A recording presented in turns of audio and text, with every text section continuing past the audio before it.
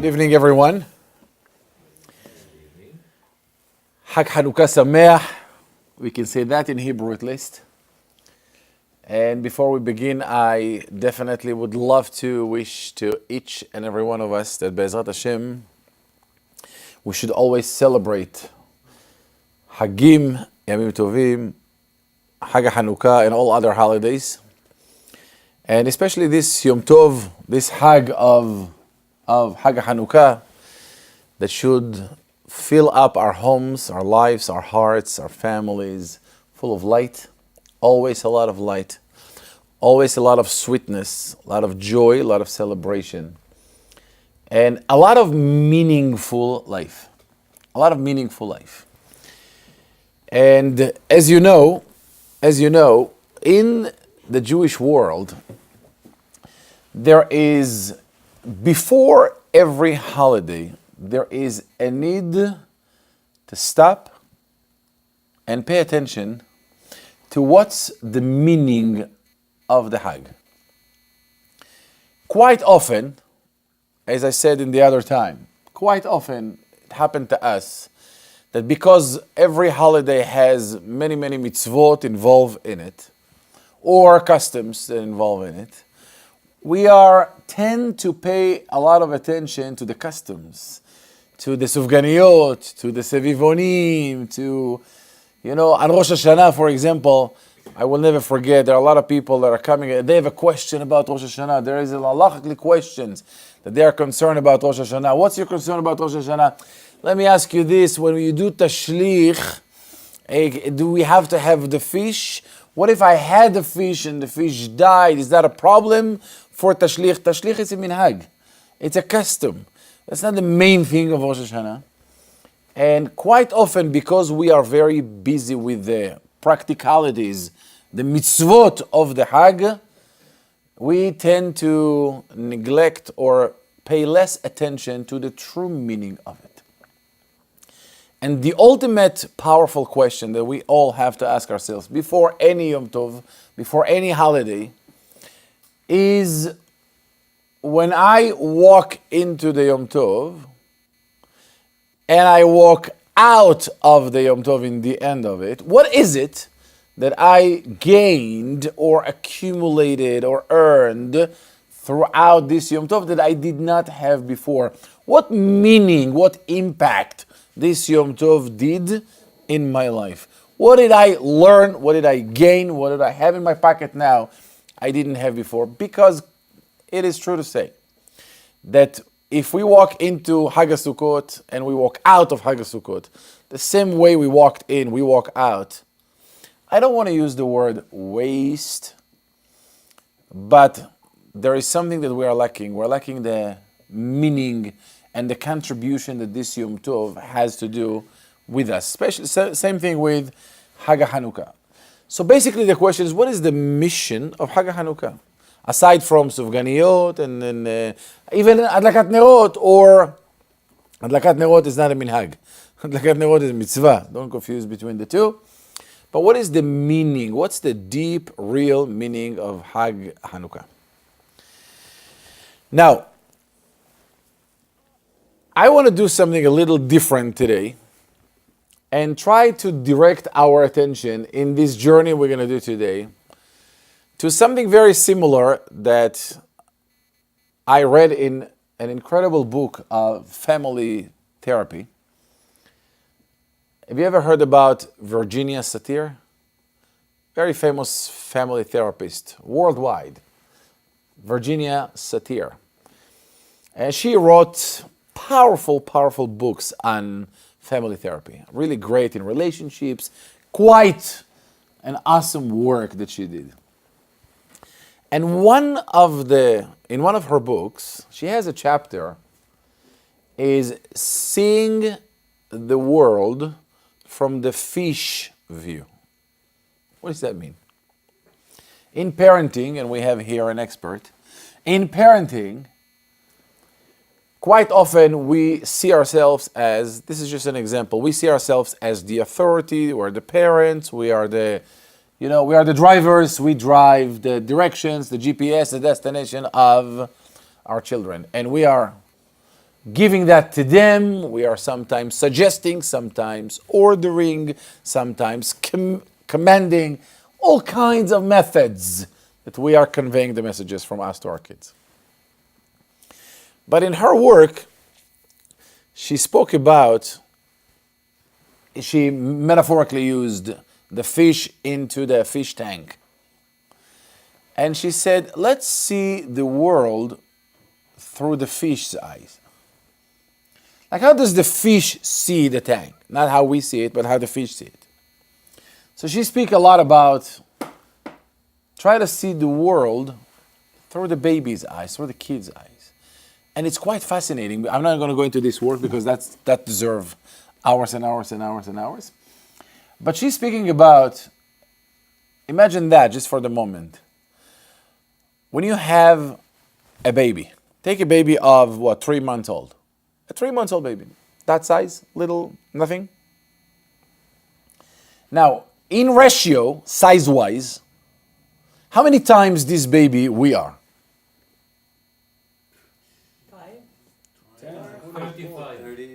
20, 25. It depends on how many years we are on diet.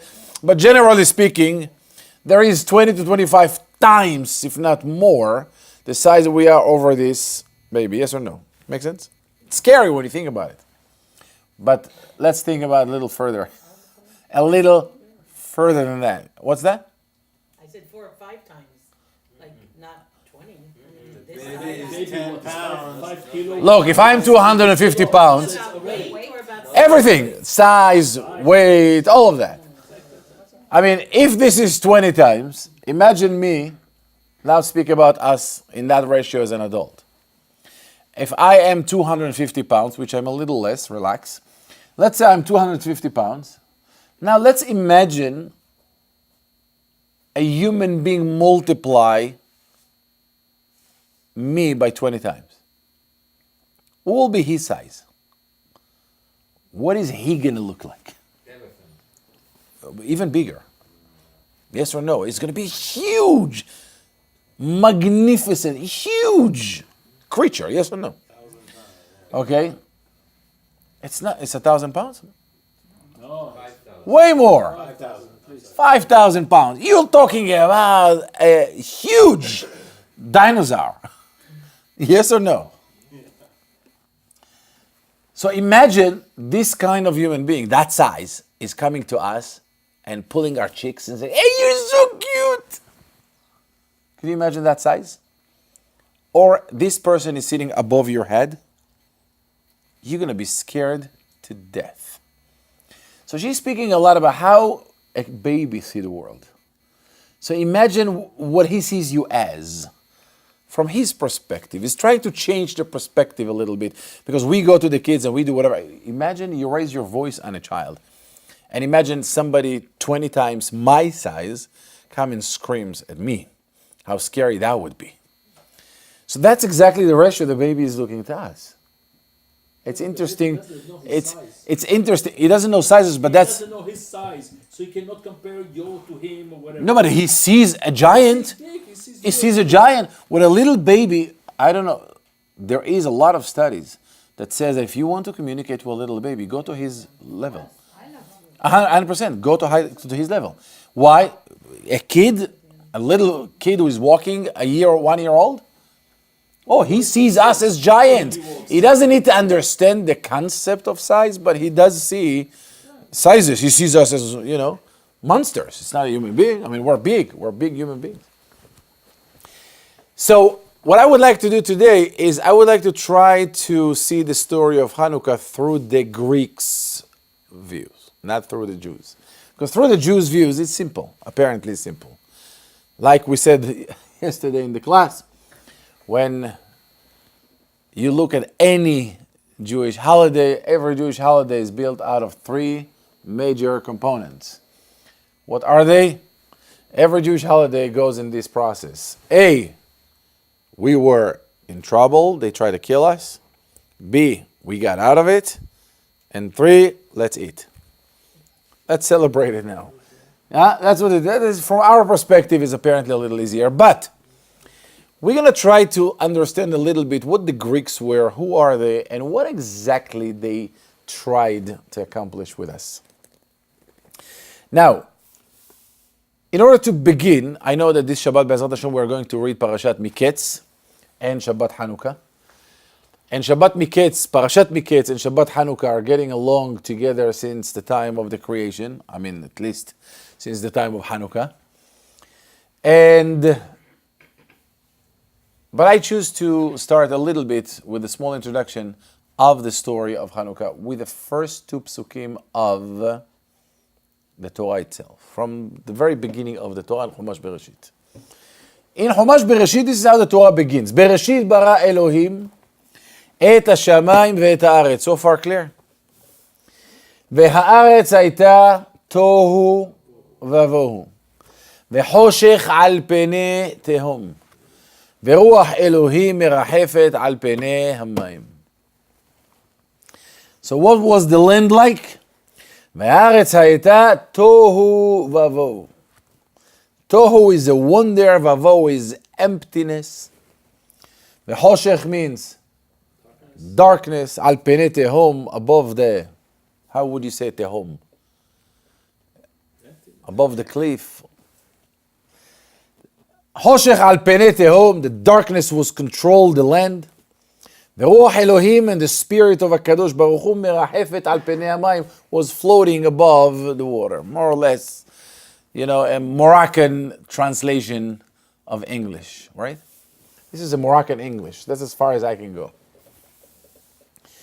The Midrash said, והארץ הייתה תוהו ובוהו. This pasuk is hinting and insinuating basically the four different types of galuyot, of exiles, that Am Yisrael will be serving under throughout the Jewish history. Tohu, said the Midrash, zo malchut Bavel, zo galut Bavel. Tohu zo galut Bavel is the time that Am Yisrael were under the exile, under the leadership of the galut of Bavel, of the Irakim, of the Baghdadim. Don't say any word about it. My wife is Iraqi, be careful. Vavohu, said the Midrash, zo malchut Madai. Tohu ze galut of Madai. Madai are Persia. Malchut Paras.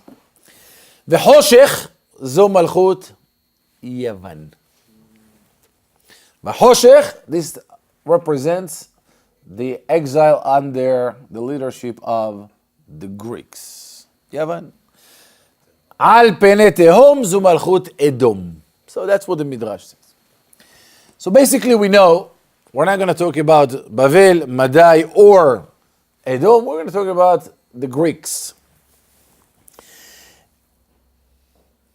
And from the Midrash basically we see that the galut of Yavan, the culture, the tarbut of Yavan, basically being represented or called darkness, represents darkness.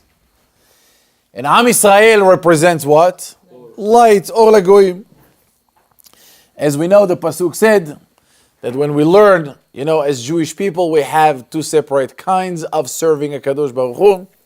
One through fulfilling Torah mitzvot, and one through learning Torah. There is something that we do, there is service that we do to HaKadosh Baruch Hu through mitzvot, and another one is through learning Torah, is basically connecting to the wisdom of HaKadosh Baruch Hu. Seder? The pasuk said, Ki ner mitzvah veTorah or. When a person is fulfilling a mitzvah, it represents like a one candle, one string of communication, one channel of connection to HaKadosh Baruch Hu. And when a person is learning Torah, this is representing the whole world of light, of brightness of light. So if Malchut Yavan is being represented as darkness, and Malchut Am Yisrael represented as light, I think it's fair to say that in order for us to understand or to pay close attention to the meaning of Hag HaChanukah, it is easy to say or fair to say that this is the war, the conflict between what? Between darkness and light. That's what it is. That was not a conflict about bodies. That was not a conflict like we had under other nations that tried to physically destroy us. Here we're talking about a complete different spiritual game and a spiritual conflict between darkness and light. Does that make sense? Now, in order to get to this, what was the darkness and what was the light, and how do we relate to either of them?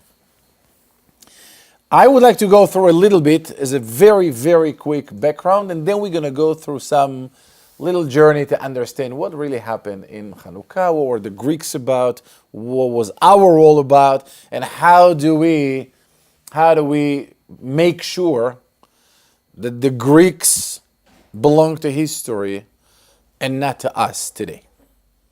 So unless we understand the conflict, unless we understand what this darkness represents, we will have a hard time to be careful from it or to be protected from that kind of darkness in our generation today. So what happened in Hanukkah is pretty simple. The story is known. I'm sure you heard that many, many, many times before. Hag Hanukkah basically was when Am Yisrael lived through Bayit Sheni, the second Bet HaMikdash, after they came back from Bavel, after 70 years of exile in Bavel. They came back to Eretz Israel, and during the time that Am Yisrael was holding and serving in Bet HaMikdash, interestingly enough, Am Yisrael did not pursue control and government over Eretz Israel. That was never something that they cared for. As long as you let the Jews, back then, as long as you let the Jews to serve Borei Olam freely with no pressure, what we call it in Hebrew, Hofesh Adat, when you have a religion freedom, Am Yisrael couldn't care less about, going and be the government and go on the election, become the presidents, the prime ministers, and have an army. They didn't care about all of that, but they were focusing on one thing, on the freedom to serve HaKadosh Baruch Hu in Bet HaMikdash, and they had it. And they had it under Bavel, they had it under Paras, they had it under the Egyptians, and now they had it under the Greeks. That kind of freedom worked for about 180 years within the second Bet HaMikdash. For about 180 years, Am Yisrael lived in quite paradise religiously. They could serve in Bet HaMikdash, not quite. There were many, many, many challenges with the Kohen Gadol, what kind of Kohanim Gadolim, what kind of leadership. They had bumps on the road, but generally speaking, when they were in Bet HaMikdash HaSheni, life was pretty beautiful. Until the Greeks decided that this freedom of religion is too much, there is no way. They wanted their culture, their beliefs, their philosophies, and their lifestyle to be universal. They wanted Am Yisrael to adapt their culture, their lifestyle. And the Greeks did it in a very, very creative way. The first thing they did was they used the law of attraction. The law of attraction means if I want you to join my lifestyle, all I have to do is to show you what my lifestyle looks like, what it feels like, what it looks like. You will be attracted to it. I mean, you're going to see me. I don't have to convince you of anything.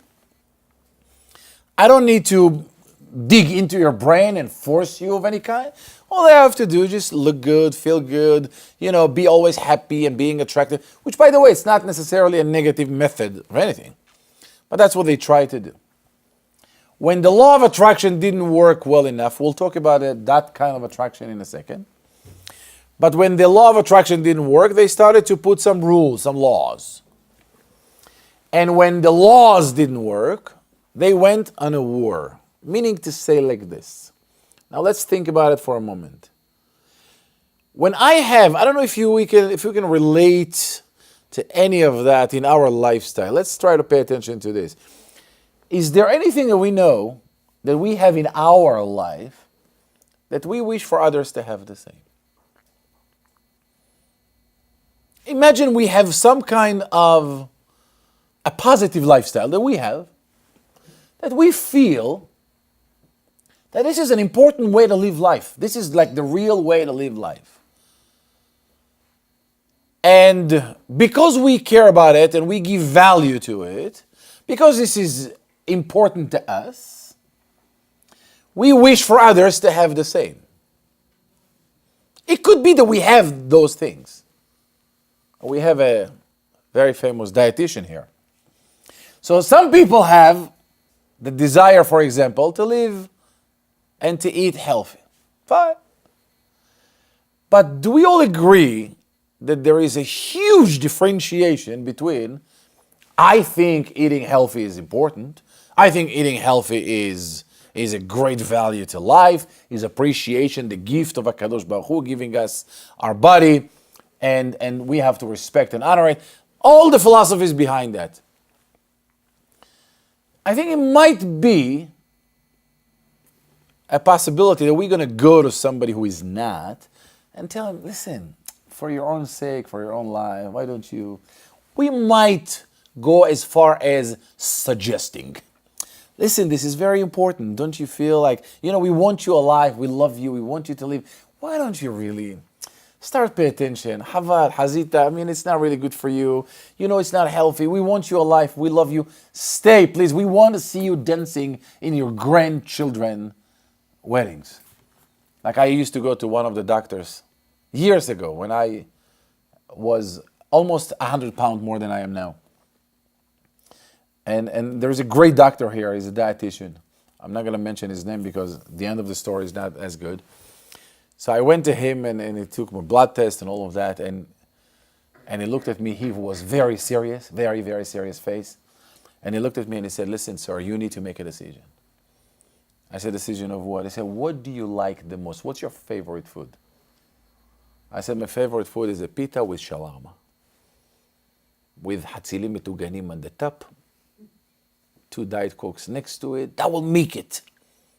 Okay? At least as aperitif, like before the meal is coming. So he looked at me and he said, sir, you need to make a decision. What's the decision? He said, look, take a pita with shawarma and take your wife. Right next to you. And look at the pita and say, pita or a widow? Pita or a widow? Like you're about to die. I didn't like it. And I'm not exaggerating. I left his office and I went to buy what? Pita and shawarma. I did. I don't do well when you threaten. I don't do well. You want to buy my heart, love me. Come with love. Don't come with, you're going to die. Every normal human being knows cigarettes are dangerous. You don't give them breaking news. Oh, it's dangerous. You're going to die. It doesn't work. Speak from a positive point of view. It might be much more helpful, much more beneficial. In any case, if I believe in that, I can see us as people going to somebody and say, hey, I would like to suggest to you, why don't you really start some kind of a program? Be healthy. We want you here. But forcing you on my lifestyle? Could you imagine somebody, you cannot eat this? I will take the plate away from you? In what areas of life, not to mention threatening on you or punishing you or even trying to kill you? In which area, domain of our lives, when we have a specific or a certain lifestyle, we go to others and try to force them on that? There is no such a thing, apparently, as far as I know.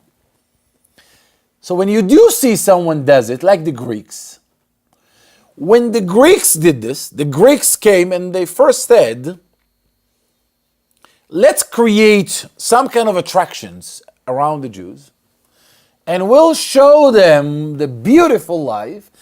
And here is the word. We'll show them the light and let the light to do the work. Let the light to bring them close, to magnetize them towards you. That didn't work. How do you know if somebody does it as a law of attraction with the right intention or not? you test it in the time where the attraction doesn't work.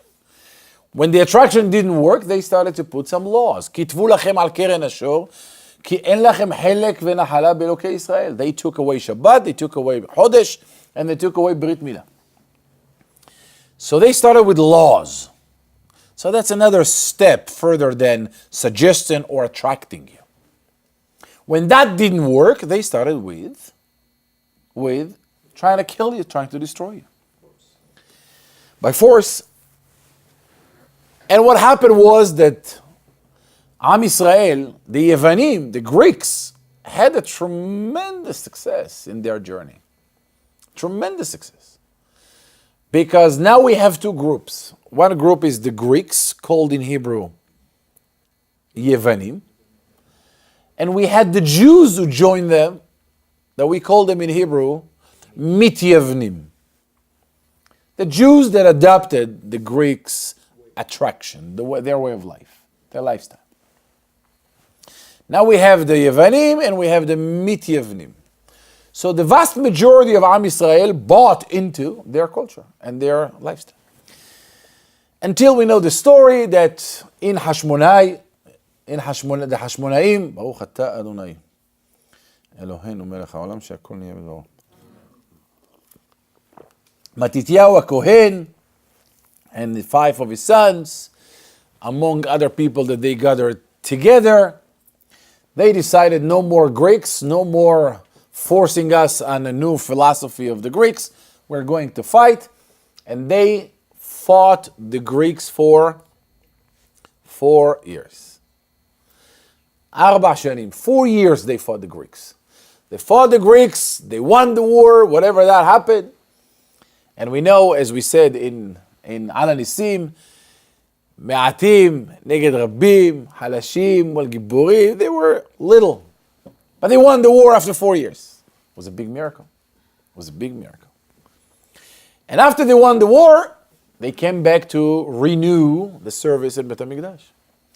And when they came to renew the service in Bet HaMikdash, they realized that the Greeks had another mission in their work. What did they do? What did they do?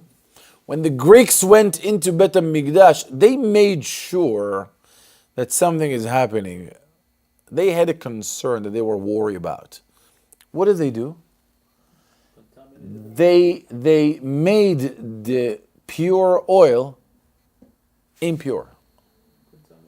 Contaminated. The oil.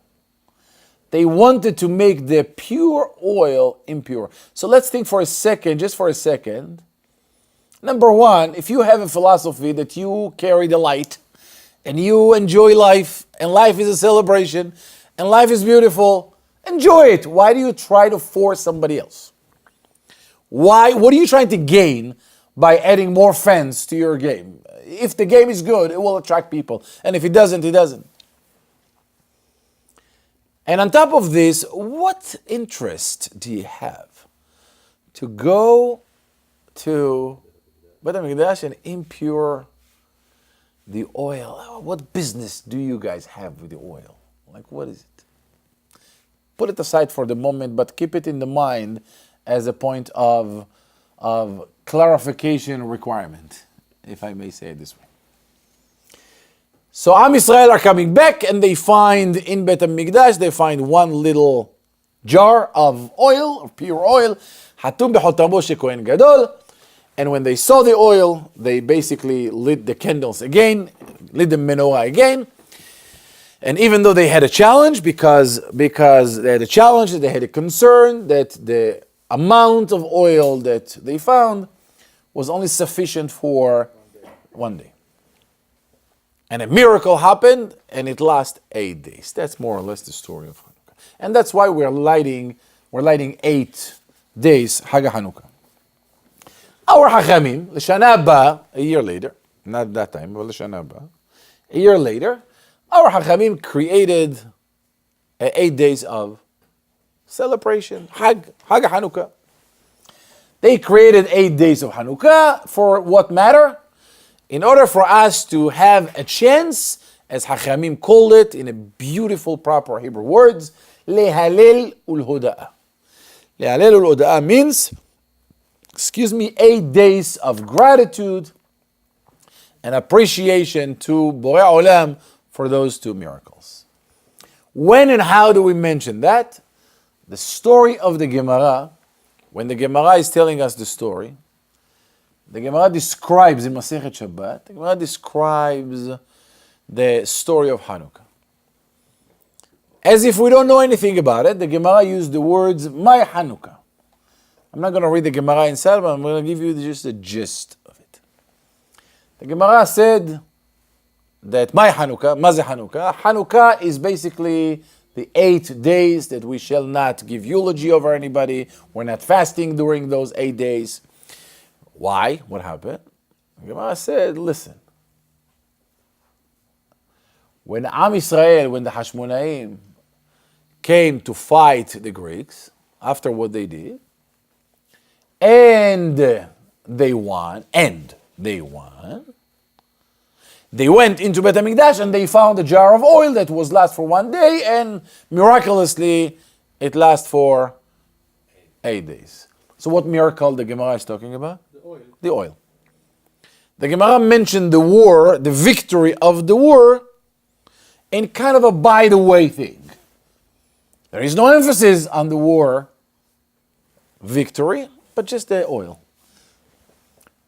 When you look in Tefillah, when we have a paragraph called Ve'ala Nisi, Ve'ala Purkael, as an additional paragraph that we add during the days of Chanukah, and we there thanking HaKadosh Baruch Hu, we are basically describing the story, the main story of one thing. Not the oil, but the war. And what is the miracle? We say, בימי מתתיה בן יוחנן, כהן גדול, חשמונאי ולם, כשעמדה בחוט יוון הרשעה, על עמך ישראל, שכחם תורתך, ולהעביר עמך כרצונך, ותברך עמך רבי, וכו' וכו', and all of that. And then they said, נתת מעטים ביד רשעים ביד צדיקים, וטמאים ביד טהורים, וזדים ביד עסקי תורתך. And basically you helped us, even though we were nothing.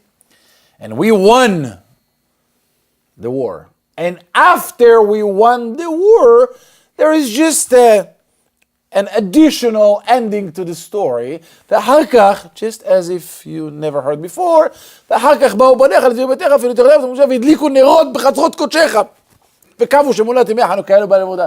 So after they won the war, they came back to Beit HaMikdash, and they lit candles. What candles? What oil? For how long? What's the miracle? Not a word. Not a word. There was no miracle of the oil. So when the Gemara described the story, the Gemara speaks about the oil miracle and mention the story of the oil as a by the way. And in Ala Nisim, when we're thanking HaKadosh Baruch Hu, the game is the opposite. We are speaking about the war, the victory of the war, but the oil miracle has absolutely no priority nor any kind of importance. So, in order for us to understand that, we need to start to pay a little attention to the conflict between the Greeks and the Jews and their agenda. But beforehand, there are a few more things that are very unique characteristics in the days of Chanukah. One of the important one of them is when we light the candles, unlike any other mitzvah we have, when we light the candles of Chanukah, this mitzvah has to be done in public. It has to be done where people can see that you fulfill the mitzvah, unlike anything else. When you eat matzah in Pesach, you can eat matzah in your basement, in any place you want. There is no value or importance to eat matzah b'Pesach in public, so everybody will see you. All the mitzvot, you eat maror in Leil HaSeder, you sit in the sukkah, there is no importance to do it in public. But when we light candles of Chanukah, an integral part of the mitzvah is called in the language of halakha, pirsumei nisa. Pirsumei nisa means you need to light the candle in a place people can see it. As a matter of fact, it goes even further, that if you're living in a house that has two streets on both sides, and you have two windows on each side, meaning to say there are people who are walking this way, and there are people who are walking in the other way, and people can possibly see your home from both sides of the street, you need to light the candles in both sides. So from every angle that people can see your house, they can see that you light the candles. So this is very important. So what is it that the Greeks, what is it that we are emphasizing that mitzvah of lighting the candles, that it must be in a way people can see it? And the last point that I would like to mention, and then we're going to go into this in a few seconds. Remember we said that because this week's parasha is Parashat MIKETZ, there is a clear and in many different ways connection between Hag Chanukah and the story that takes place in Parashat MIKETZ. What is the story that takes place in Parashat MIKETZ? In a very brief way. Parashat MIKETZ, we all remember the beginning of the story between Yosef and his brothers, right? And during that parasha of Parashat Vayeshev, our heart was broken to see how the brothers sold Yosef, tried to kill him, and then he ended up going to Egypt, and from Egypt, from within Egypt, he ended up being in trouble with Eshet Potiphar. That's even before feminism took place in the world, but it started probably somewhere over there. And she tried to entice him, didn't work out. She put him in jail for 10 years. In the end of the parasha, he tried to become a little Israeli and use some political connections with Sarah Mashkim and Sarah Ofim and try to go back to normal life, to society. And for his attempt to use connections, he paid for what? 2 years. He paid for 2 extra years in the jail. And that's the end of Parashat Vayeshev. A heartbreaking story, no question asked. In this week's parasha, the dreams of Yosef are starting to take some kind of manifestation. And in this week's parasha, the Torah said the dream of Paro, and Yosef interpreted the dream of Paro, and overnight from jail he became the second to the king of Egypt. Then Yosef followed his own prediction of what's going to happen in Egypt, and he collected and gathered all the food of Egypt in the 7 years of abundance.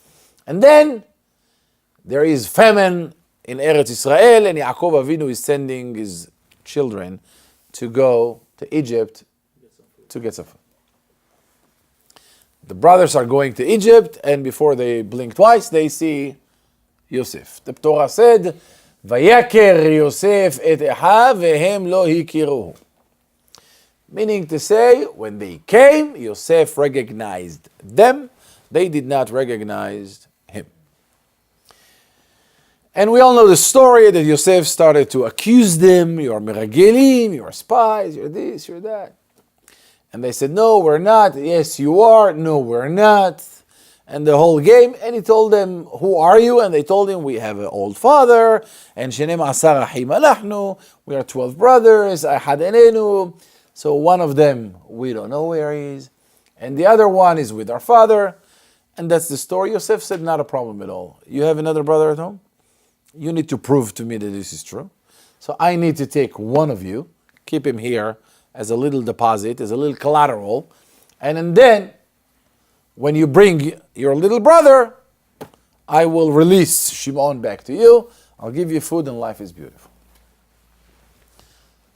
During this incredible scenario,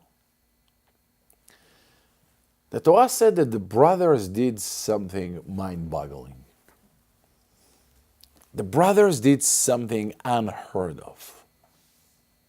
I don't know what kind of a human being in the world today can do it for 24 hours, not to mention a lifetime.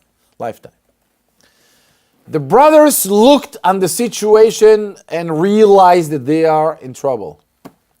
They realized that they are in trouble, And they could look at that from a natural perspective.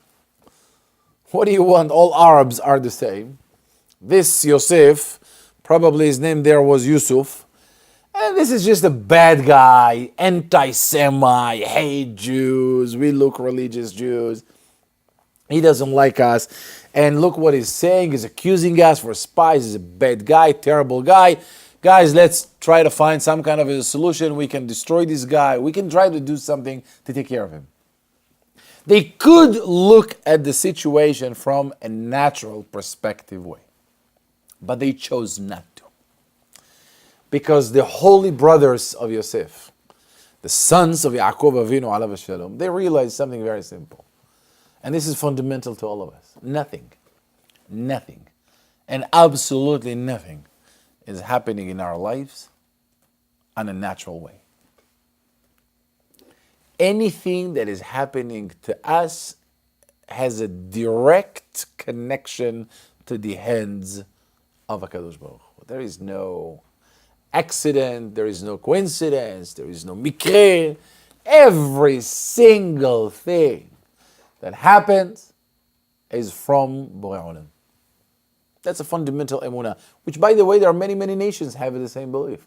I don't want to go into this, but on a very, very bullet point level, if you remember the story of Yonah, where we read in Parashat, in the day of Yom Kippur, Maftir Yonah, when we read the story of Yonah Navi, Yonah Navi tried to run away from HaKadosh Baruch Hu, and he runs on the boat, right? Remember? He runs on the boat, and then what happened? The storm kicked in. And what Yonah did? Yonah went to sleep. And what are the people who were working in the boat did? They started to pray. Why did they pray? It's a storm. It's a tsunami. It's hurricane. I mean, it's nature. It happens. Ask any human being on the planet Earth how hurricane happens. How any kind of storm come to life. What do you mean? Let me explain it to you. You know, there is the clouds and there is the ocean, and when the ocean has a spinning and it comes to the cloud, and from the cloud it comes here, and wind kink it, and this is how a storm happened. Nobody will tell you, hey, do you know how a storm happened? When HaKadosh Baruch Hu deciding to put the real estate market down, he creates a whole hurricane in Florida. Now, Jews can go from LA, all the construction people, and make some parnasah, fixing Florida. This is all HaKadosh Baruch Hu's hand. The brothers are watching Yosef, accusing them being spies. They never thought for a moment, this is just an anti-Semite Egyptian guy. The Torah said the mind-boggling words that they say to themselves. Vayomeru ish el achiv. And they spoke to one another. And they said the words, Aval Ashemim Anachnu. Aval Ashemim Anachnu. These are the words. Al ma Ashemim Anachnu? Al Ahinu Asher Ra'inu Tsarat Nafsho Bithanenu Elenu Velo Shamanu. What the brothers are saying is, they rewinded their life. They went back of the entire movie script of their life, day by day, week by week, month by month, year by year, all the way to the very beginning. To look for what? To look for a sin. To look for a sin. What could be a sin that we did, that we committed, so we are paying now the price for it? Could you imagine? How many of us can look back an hour and don't find anything? But they went back their entire life. Look how holy and sanctified people were, the Shvatim. They couldn't find anything. What did they find? Aval Hashemim Alachnu. Wait a second, there is a reason for it. We found the reason. We can pinpoint the reason. What was the reason? Remember, we sold Yosef. They didn't talk about selling Yosef. What did they speak about? They didn't say, oh, we made a mistake, we sold our brother. They didn't say that. They never regretted that. It was kedin. They did it according to the law, in their view. What did they concern about? What did they found themselves guilty of? אבל אשמים אנחנו, we are at fault that we saw our brother, צרת נפשו is the pain of his soul. והתחננו אלינו. He was begging them for saving him. And we became deaf. We didn't listen to him. We were merciless. Is there such a word? Yeah, there is. Merciless. It's a good word. It's not a good thing to do, but it's a good word. He begged us to save him, and we didn't pay attention. So we were cruel to him. Not for the fact that we sold him. God forbid. That was a good one. But they found themselves guilty or at fault or at shame for not listening to his pain, to his crying. That's why we are paying now the price for the trouble we're experiencing right now. What does that has to do with Chanukah? So in order to understand that, let's go back to a little bit a definition of darkness and light, and what was the mission of the Greeks, so we can understand a little bit what was the game. In the general world, is it true to say that light represents when we can see something? And darkness represents when we can't see something? It's fair to put it this way? Light means when I open my eyes, I see you. So I see you, I see who you are. But darkness means even when I open my eyes, I can't see anything. Not that you not exist, but my biological eyes are limited. Yes or no? They're limited. Does that make sense? So light means I can see. Darkness means I can't see. In both cases, it exists. Whatever that is, it exists. But when there is light, I can see what exists. When there is no light, I can't see what exists. Nevertheless, it exists. The darkness versus light has only thing to do with my ability to see it. Yes or no? Now, when you look at any human being in the world, any human being, take a look at a human being. What do you see? When I see you, what do I see? With open eyes in light, what do I see? When I look at you, Ephraim, do I see Ephraim? Do I see who you are? When I look at you, what do I see? My biological eyes can only allow me to see the outside of you. In the best way of putting it, all I can see is Ephraim's body, Ephraim's eyes, Ephraim's ears. But that's not Ephraim. Ephraim has a body. Does that make sense? Ephraim has a mind. Ephraim has a heart. But can I see by my biological eyes Ephraim? The you within you. Your inner being, can I see it? Can physical eyes permit me or allow me to see the human being that within or hidden? Even if you know him. Even if you know him, you know as much as, it's great. Even if you know him, you know as much as he revealed to you. As much as he's allowing you to know about him. By the way, not for now, the vast majority of humanity, not only that knowing each other, they barely know themselves, which is another art on its own. But it's true to say that the biggest liars of my life are my biological eyes. I don't see anything. That's, by the way, the core reason of the scariest trait that most people have that's called judgment. Judgmental. Why judgmental? By the way, is judgmental is a bad thing to do, is wrong? Judgmental is not wrong. Please hear me well. Judgmental is stupid. It's not just wrong. It's stupid. What do you know about me? Like, that's not nice how you do things. Like, what do you know? What do you know? What do you know about me? Forget about this is right, this is wrong, it's moral, immoral, proper, improper. It's just stupid because you're blind. You don't know anything about me. I cannot believe you did this. Oh, really? Like, you know what I'm going through? Do you know my life experience? Do you know my past? Do you know my present? Do you know my feelings? Do you know my traits, characteristics, personality, parents, in-laws, outlaws? What do you know about my life? You don't know nothing. You don't know anything about me. I will never forget, here in Bet Knesset, on one Shabbat, we had a conversation around Shabbat table. And I spoke about judgmental, and I said, guys, you need to understand something. You cannot judge any human being unless you know every single detail of his life since he was born till today.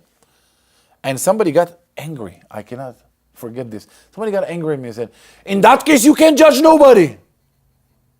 Like he felt bad. Like you took the joy out of his life. Like you took the juicy part of his life. If you're right, if in order to judge you, I need to know everything about you, then I can't talk about anything. Yeah, you can't. What's the problem? Then don't. Then don't. What's the big deal?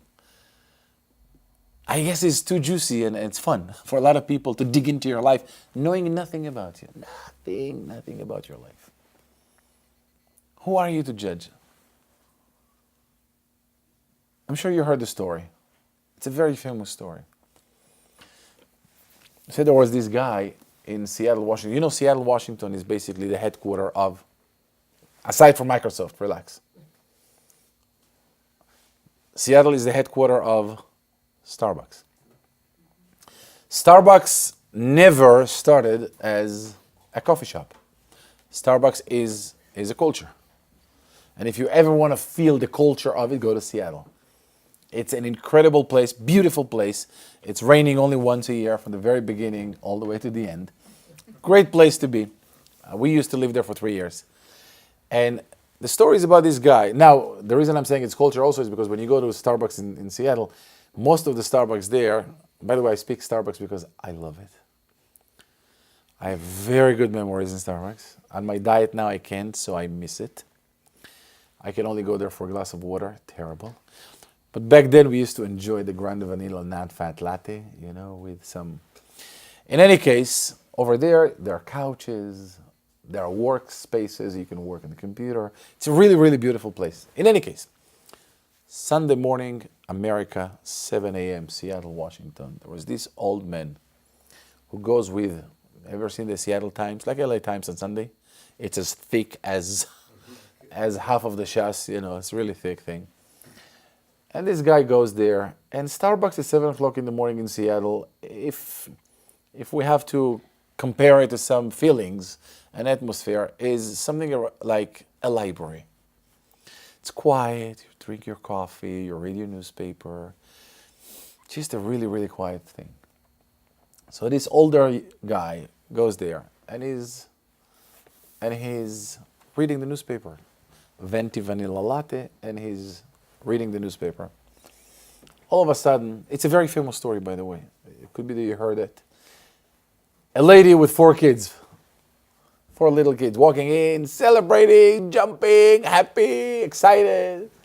And they're jumping and running and creating such a mess in the story you cannot believe. And this guy, you know, anger has many different levels. So the first level of anger is when you look at the person. Like with a big hope. He'll get the point. He'll get the message without using words. So this guy is reading his newspaper and he sees this woman completely out of control of the kids. And the kids are going and taking the honey and taking the sugar and put it all over. Getting amazed, screaming, yelling inside the kids. The guy is putting the newspaper down and is looking at her. And I guess she didn't get the message. He's going back to read, and again the noise. He couldn't take it after a long time. He got up and he went to her. He approached her. He came to her with the following words. He said, "Ma'am, I think that if you cannot control your kids, you might as well reconsider bringing kids to the world. If you don't know how to control kids, you might think about never bringing them to the world." This lady looked at him straight to his eyes and she said, "Sir, I am truly apologize. You're absolutely right. I'm really, really sorry. But I just want you to know those 4 kids are not mine. They are my sister's kids. But across the street from this Starbucks, there is a hospital that those kids just spent the entire night saying goodbye to their mother. They just passed away an hour ago. So I took them with me and they're a little out of control. I apologize." How deep do you believe this man is ready to dig his own grave, to be buried on the spot? Ma'am, you should reconsider bringing kids. Like as if you know anything about my life. As if you know what's happening. And we don't have to go so dramatic about that story. It is true about anything. Any judgmental in this world, any judgmental, we're simply not qualified because you don't know anything. So when your biological eyes looking at the person, you can only see, maybe, if you have a very good vision, you can only see the outside of the person. I mean, as best. You have no ability, we have no ability to really see the inner being of the person. So let me ask you this now. If we look at the person, is what our biological eyes allow us to see considered darkness or light? Should be darkness. It is darkness.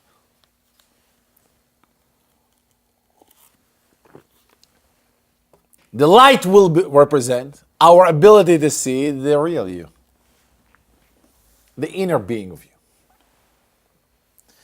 Because if I can only see the package, not see the you, then I don't see you. But linguistically, we use the language of, but I see you, you don't see me. You see my package. You see my clothing. You see my jacket. You see my body. And this is anything external of my inner being is a liar, is the cover, is the package. This is not me. You don't know me.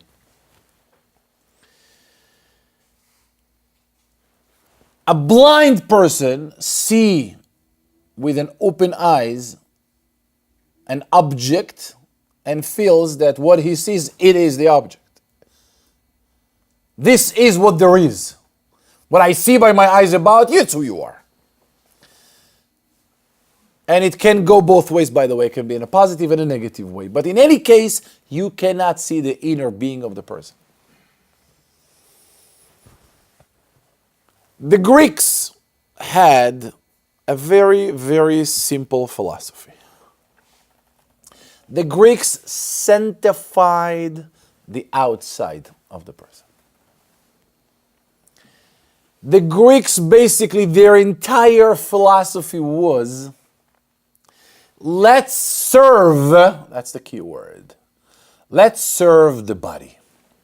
Let's serve the outside of the person.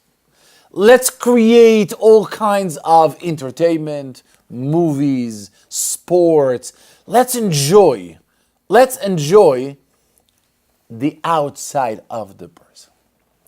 Allow every person to pursue feeling good, feeling good. It doesn't matter if what you do is good, as long as it feels good. Feel good. Make your body feel good. Whatever makes you feel good. whatever makes you happy. Do you know how many people in this world believe that the goal of life is to be happy? As long as you're happy. You can ruin your life, you can destroy your life, you can waste your life, but when you're happy, you're happy. I will never forget so many conversations when you speak to people about children and schooling and sending them to non-Jews schools and send them to public schools and all kinds of ideas when we destroy the Judaism of our kids. And you tell people, hello, with an open heart and a lot of love. It is important to send your kids to Jewish schools so they can get the Jewish values, their identity. They belong to the Jewish nation. They should understand what Jewish nation means. Yeah, but my kids are happy. But they don't know anything. They don't know Shema Yisrael, Hashem Elokeinu, but they're happy. They're not going to be connected to anything. Yeah, but they're happy. A lot of people believe in sanctifying feeling good versus real good. The Greeks basically did whatever they could to sanctify the outside of the person. Jews have a completely different philosophy. We have a complete different view on humanity and in the world. Our belief is that every single human being was created B'Tselem Elokim. What does that mean, B'Tselem Elokim? Within each and every person, there is a mini-me of God. There is a mini-me of God, and that is the person. A person that is anything your biological eyes will never allow you to see. What is a person? A person is what you can't see by your physical eyes. This is what a person is. It doesn't matter. A person, a definition of human being, is the being of the person that your physical eyes can see. There are many, many cliches in the world. Don't judge the book by its cover. All kinds of cliches that are going around. But the bottom line is, what you see by your eyes is what the person is not. We need a very, very, very unique and special glasses to be able to see further than the physicality of the person. This is a whole art of getting to know people. But forget about knowing others. Let's try to get to know ourselves, our inner being. And in the Jewish world, we believe that HaKadosh Baruch Hu created us with a special DNA. The special DNA means with a mission to life. Every human being on the planet Earth is serving a mission, Jews or not Jews. We serve a mission. And our fulfillment of life will never be achieved unless we fulfill the mission of our being here. Unless we're here to fulfill the purpose of our being here, then we wasted life. Then there is no point to life. Our life is not about eating, drinking, having fun, go to Vegas. That's not life. That's a physical world. Now, when we light candles, now you pay attention to the miracles of Chanukah. There were two miracles of Chanukah. One is the war, one is the oil. Now, would it be true to say the distinction or the differentiation between the two, that one of the miracles was in the physical domain and one was in the spiritual domain? The physical domain was the war. You put a few soldiers against the Greeks, you lose. But we had a miracle and they won, fine. But the spiritual was with the oil. Now, what does that mean, a spiritual miracle? Let's pay attention to this. What is a spiritual miracle? A spiritual miracle is like this. This is very, very fascinating when we pay attention to it. Did you ever see, I'm sure you did, this is a rhetorical question, a seed of an apple tree? When you look at a seed of an apple tree, the size of it is what? I don't know. Less than nothing? Tiny little thing, right? Now, if you're blind, what do you see? A little, a grain, little grain of nothing. What do you see really? What do your physical eyes can see in this little seed of apple tree? You see a little tiny point. This is it. But if you have a little brain, you know that within that seed, there are apples. They're there. They're not coming from anywhere but from this little piece. When you look on this little seed of an apple tree, there is roots, there is a trunk, there are leaves, there are branches, there are red, juicy apples all in this. Can you see it in your physical eyes? No. Is it there? Yeah. So whatever your physical eyes allow you to see is the darkness of it, because you don't really see it. But if you can look further than that, you will understand that within that seed, there is a tremendous development that is going to be developed from this. It's all there. It's already there. When the Jews went back to Beit HaMikdash and they saw the little jar of oil, how long, for how many days that oil had the power to last? 8 days. 8 days. It was there, already there, for 8 days. The point was that when they looked at that, what did they see?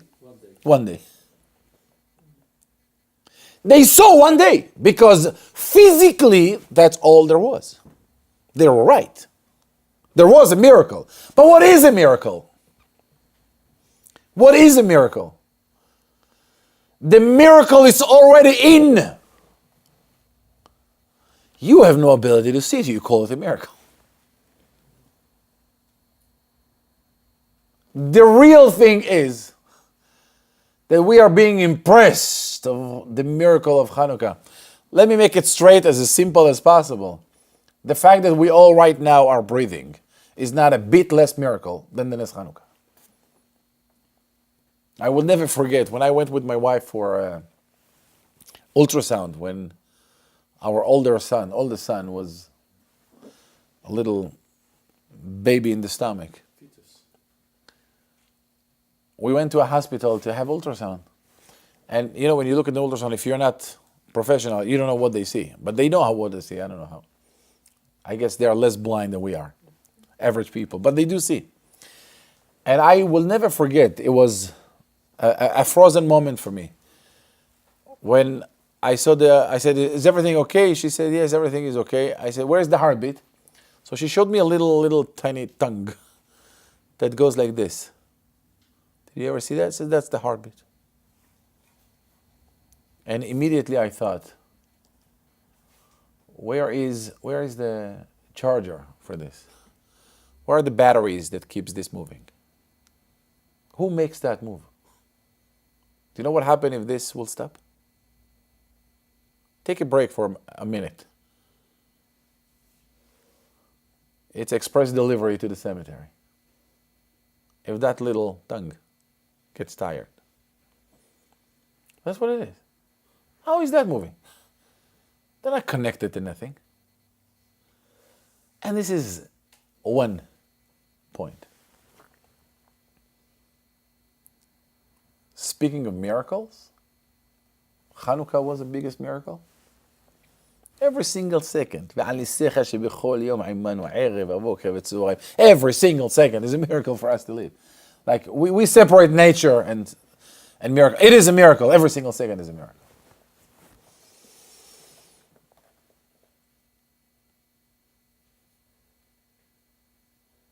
Chanukah. When they found the oil, there was enough oil for 8 days. For a Kadosh Baruch Hu to have oil that can last for 1 day to last 7 years is the same miracle that make oil to leak for a second. It's the same power he puts into it. The only thing, the difference between the miracle and nature is our eyes. Because the way we see it. When we look at things in the darkness, we think we understand. When we have the ability to see things with light, we really go to the core of it to understand the real being of what we look into. The Greeks had their philosophy, human body. Enjoy it, celebrate it, work on it, entertain it, let it enjoy, let it feel good, which, by the way, that's one of the biggest reasons that today marriages don't last. Why do you think relationships don't last today? Because we were sold on fantasies and la la lands. We were sold on all kinds of ideas of what marriage is. We were sold on get married to a beautiful girl. It's great. If she's beautiful, your life will be awesome. The biggest lie in the world. The biggest fantasy in the world. You marry a rich guy, you will be secured financially. Shtuyot. How many people do you know that are dating and they go to one another and say, who are you? Who are you? Oh, I am a doctor. No. It isn't what you do in life. Who are you? What's your inner being is like, really? Like, who are you?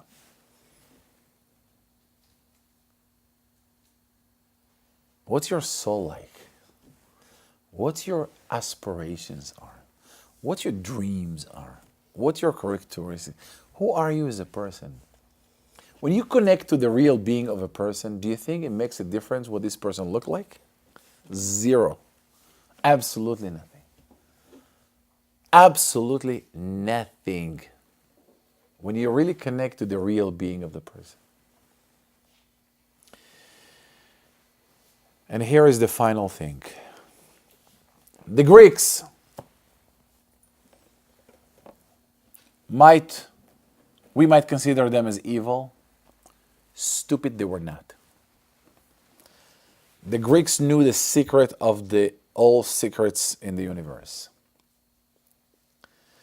The Greeks knew that the most dangerous thing of a human being to do in their philosophy is when a person is connecting to his inner being. They will do whatever it takes. You should never have a second in your life to dig in to who you really are. Don't stop. Don't stop and think. And if you don't believe me, go outside right now to the street and meet people and tell me something. What is your passion in life? What are the top 3 characteristics you are so proud of yourself having? Look, I'm a good person. What's your passion? What's your dreams? What's your vision? The Greeks knew one thing, and they're not stupid at all.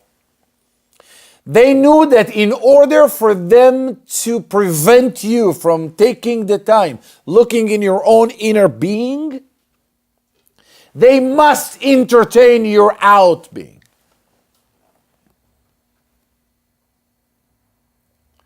"900 channels of TV were not created to increase entertainment. Having the internet of today and smartphones Forget about content concerns. But they're serving one very important thing. They keep you busy. They keep you addicted to it. Not you, us. Because God forbid if you take an hour on the beach, walking on the beach and think about life. God forbid. Well, keep you busy, 24/7. People are living the life of today. The universe today is in a screen. People live life on a screen. That's what life is all about. And this is not a simple thing. This is not a pure creation. That serves a very important purpose. The more I can entertain your outbeing, the less I will give you a chance to stop, breathe, and think about your own inner being. I will do anything to interrupt, whatever you want. Music, dancing, clubs, whatever, parties, Vegas, lights, a lot of lights. You call them darkness? Look at the lights. Look at the amount of lights going on. This is the darkness light. Because it's entertain one thing, never your inner being. And that's the war. You see a person, what do you see? You're developing a person, what do you develop? Do you develop your inner being? Do you know how to appreciate inner being of people? Do you know how to look for inner being? Are you connected to your own inner being? Is your connection with people as inner being to inner being? Or we sold our souls for the law of attraction? Are we being attracted to outside forces? Or we are really deeply connected to our inner beings? And this is something we need to start paying attention to. And this is why Yosef and the brothers experienced that point. And let me close up with this. The idea, I want all of us to start paying attention to this, if I may ask.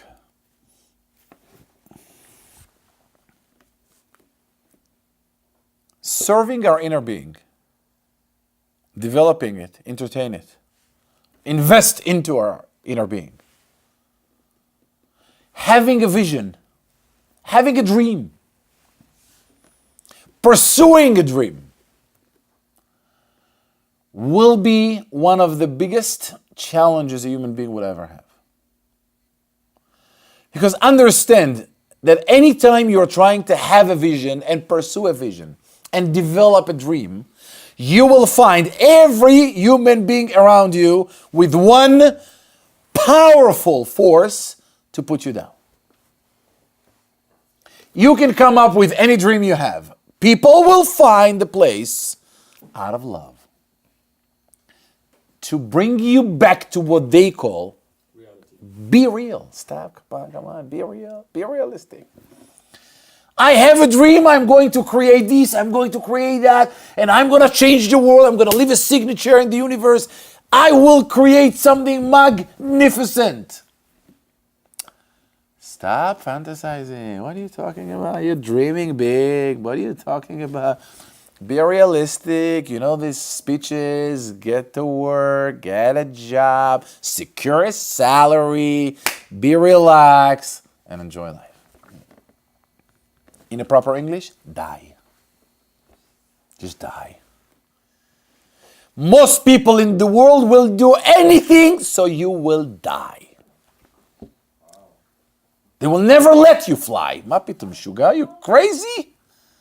You have a dream, you want to do something big, you have visions, what are you talking about visions? Most people who try to develop visions crushed on the first year. What are you talking about? Not gonna work. Don't let your inner being to fool you. Put it down. Shh. Relax. Inner being development? Are you nuts? Who's going to allow you? If you don't believe me, you can try it out today. Go out on the street, go to your family, friends, anybody you know, and tell them just as a joke, try it tomorrow. I am going to develop a business, you don't understand, I will make millions of dollars. What are you going to do, dear? I'm going to sell shoes in 2 different colors. 2 different colors. Usually people wear a pair of shoes, same color, same shape. I'm going to have one red, one yellow. They have that. I don't know. I don't know if there is. You see how she put me down? It's already exists. Relax, don't think about it. It's already exists. Relax, you did not discover America. It's already exists. But seriously, I'm going to make millions. I'm going to do this. And look at people saying, what are you talking about? What do you think? You're so genius. Do you know how much it is to invest? I know. Do you know how much? I'm going to tell you a story right now based on that. I'm going to tell you a story. I usually don't like, but I'll tell you. There is a book of a guy called Sam Walton. Have you ever heard of it? What's his name? Walmart. And he wrote a book, Made in America. That's the name of this book, Made in America. I read it, 15 years ago. And in his book, he says that when you have a business idea, go to 100 people, 100 out of 100 will put you down. Will put you down. You're not going to succeed. Who do you think you are? It takes money to make money. You will have to invest and a lot of risk. And who's going to invest in you? What do you know? What's your track record? All kinds of languages to tell you, die. So I read this book and I decided to try it. Put it in the test.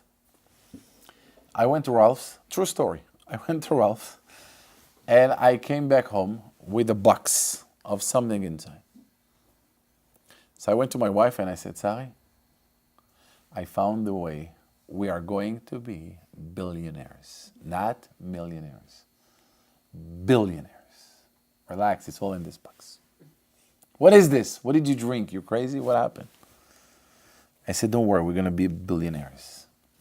All I have to do is do this. But what is this? So make a long story short, we opened the box. There was a bottle of ketchup. What do you call it? Heinz? I said to her, listen, this is very simple. I'm going to make ketchup. I'm going to sell ketchup all over the world. I will become a billionaire. Ketchup, it's tomatoes, it's easy. What's the big deal?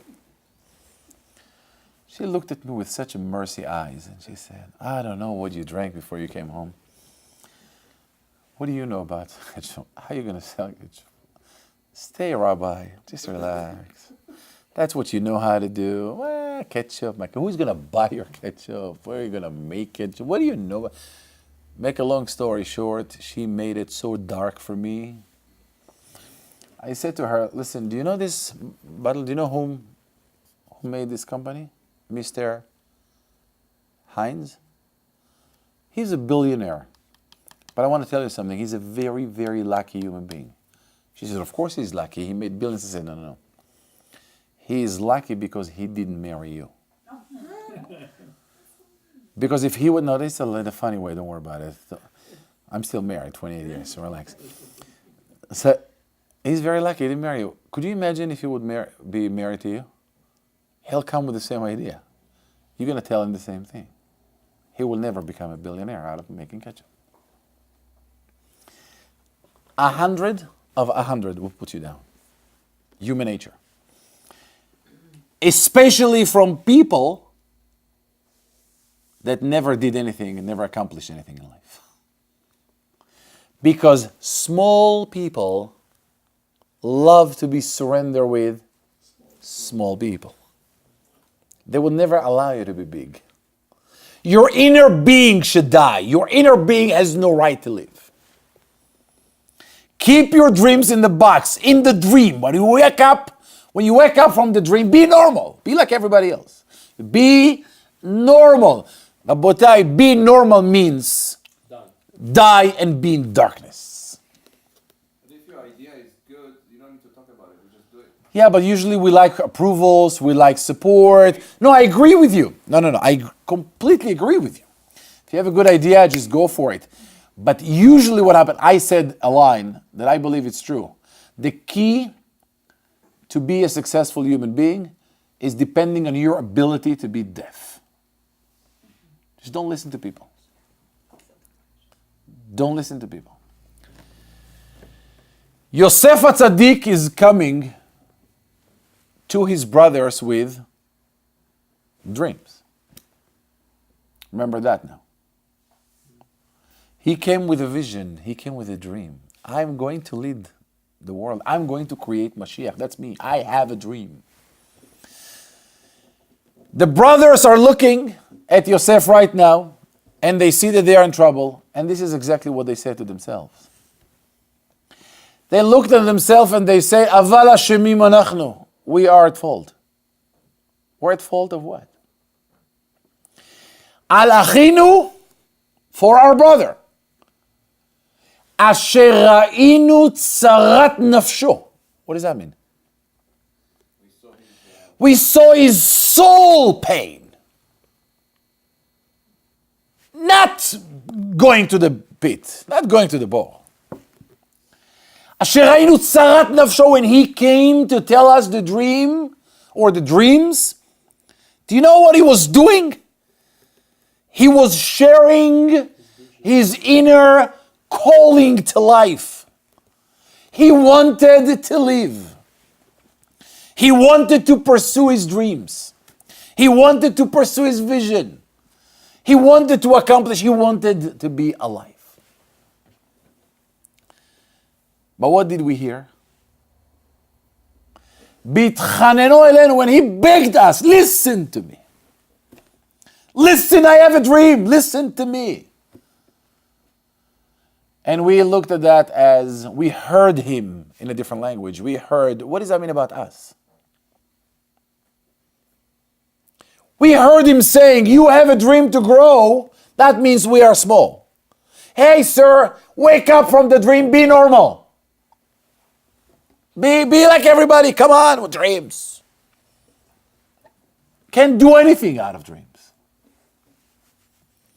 Aval Hashemim anachnu, said the brothers, we saw tzarat nafsho. He was screaming and yelling his calling, his inner calling, his inner desire to fulfill his mission that Kadosh Baruch Hu put him here for. Velo shamanu, we didn't hear it. We heard, but we didn't hear him. We didn't hear him screaming. We heard the surface level. We didn't hear his inner being. And that's Rabotai in a very, very long way, but in a nutshell, should be what we take from Chanukah. To never, never live life on a surface level. Never allow what we call the light to serve as darkness. And never fool ourselves that our physical eyes can tell us the truth. Our physical eyes are telling us nothing. Pursue digging in ourselves and in others. Pull out the pearls of a human being. There are so many beautiful pearls in every human being. Dig for that. Go for the soul. Go for the real power of every human being. Go for the real power of your own self. And you know what? This is why we light candles outside. Because the name of the game is, I was born to this world to fulfill my mission. And guess what? I am not going to hide it. I'm not going to bury it within myself. I'm going to let it be and publicize it with zero fear. Absolutely zero fear. I'm not afraid of anything. I'm going to go out. I'm going to put it so everyone can see it. I'm going to put it forward in the fourth ground so people can see it. People will know my inner being. Whether they like it or not, it's irrelevant. I'll be there and I'll put it there. When I have a dream, I'll fulfill it.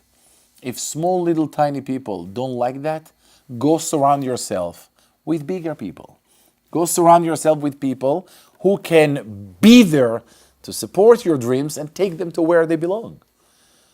And the reason why they could do it is because they did it for themselves. If people did it for themselves, they'll be there for you. So the idea that I think is extremely, extremely important to all of us is to understand that each and every one of us is a gift to this universe. We are the gift HaKadosh Baruch Hu created us for. And this gift cannot be sold for small little tiny people and for small little tiny mediocrity goals in life. We are big, we should dream big, we should fulfill big, and we should fulfill the greatness gift Borei Olam gave to all of us. And Be'ezrat Hashem, that kind of light should be the light we show to the world of the gift HaKadosh Baruch Hu gave to all of us. You should have a Hag Chanukah Sameach Be'ezrat Hashem, and that will create a lot of happiness. When you can fulfill your own dreams, it will create an enormous happiness to your life. Have a beautiful evening.